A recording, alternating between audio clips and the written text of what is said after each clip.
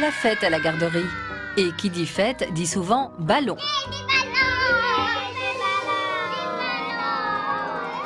Les petites mains doivent tenir fermement le ruban, sinon le ballon gonflé à l'hélium s'envole. Sans le savoir, ces enfants suivent leur première leçon de chimie. Les étoiles, comme notre Soleil, sont de grosses usines de production d'hélium. Dans l'univers, c'est l'élément le plus abondant après l'hydrogène. Mais sur Terre, il est rare et peut-être en voie de disparition. Tout l'hélium que renferme notre planète a été produit lors de sa création il y a près de 5 milliards d'années. Il est issu de la lente désintégration radioactive de certains minéraux dans le manteau de la Terre. Les plus hautes concentrations d'hélium sont emprisonnées dans les gisements de gaz naturels. Dans le tableau périodique des éléments, l'hélium ouvre la série des gaz nobles. Des gaz qui ne réagissent pas ou très peu avec les autres éléments.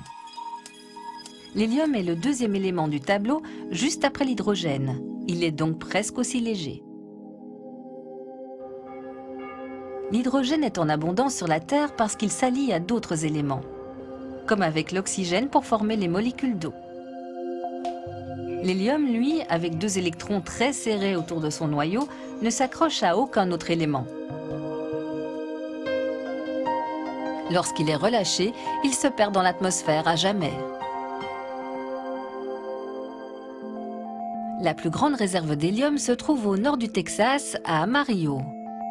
Elle représente la moitié des réserves mondiales. Au début des années 90, cette réserve contenait 906 millions de mètres cubes.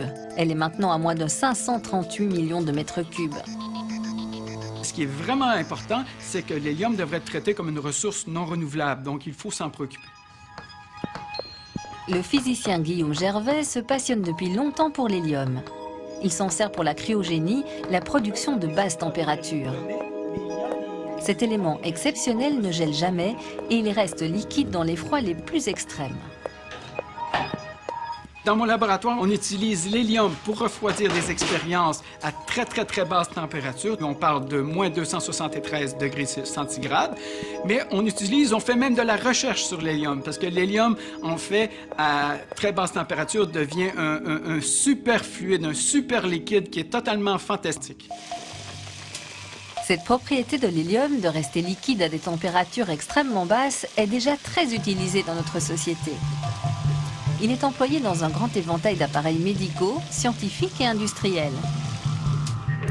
Tout patient qui a par exemple besoin d'IRM, une imagerie par résonance magnétique, dépend de l'hélium qui refroidit les aimants de l'appareil. De même, les aimants du grand collisionneur d'Hadron à Genève sont refroidis avec de l'hélium liquide. L'hélium est aussi très peu visqueux. Donc, en fait, l'hélium peut se propager un peu partout.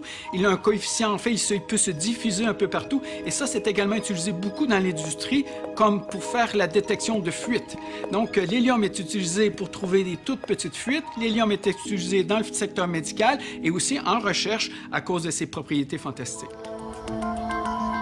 28% de cet hélium est utilisé en cryogénie pour la production de basses températures comme le refroidissement d'appareils médicaux. 26% par la NASA pour nettoyer les réservoirs de ses fusées. 20% dans la soudure. Le reste sert à la détection de fuites, au mélange d'air pour plongée sous-marine en eau profonde, aux ballons sondes météo et aux ballons de fête. L'hélium qui est utilisé à des fins domestiques pour les enfants, c'est une infime petite portion de l'utilisation totale de l'hélium. Mais il faut quand même rester consciencieux et comprendre que l'hélium, à long terme, si on veut faire du développement durable, il faut vraiment comprendre que c'est une ressource qui est non renouvelable. Une partie du problème, c'est que le prix de l'hélium reste bas. Il y a donc peu de motivation à le récupérer. Un ballon gonflé à l'hélium coûte moins d'1,50 €. D'ores et déjà, le prix Nobel Robert Richardson a tiré la sonnette d'alarme. Il a même proposé que le ballon de fête soit vendu 50 fois plus cher qu'aujourd'hui pour refléter la rareté de l'hélium et encourager sa récupération. Si les réserves s'épuisent, on ne pourra pas en fabriquer. Certains imaginent même qu'on devra aller en recueillir sur la Lune, où le vent solaire en aurait déposé à la surface. Je pense que c'est plus réaliste de commencer à protéger l'hélium qu'il y a sur Terre avant de regarder ailleurs. Je pense qu'on devrait vraiment commencer à regarder comment est-ce qu'on peut sauvegarder puis utiliser cette ressource d'une manière consciencieuse et à long terme.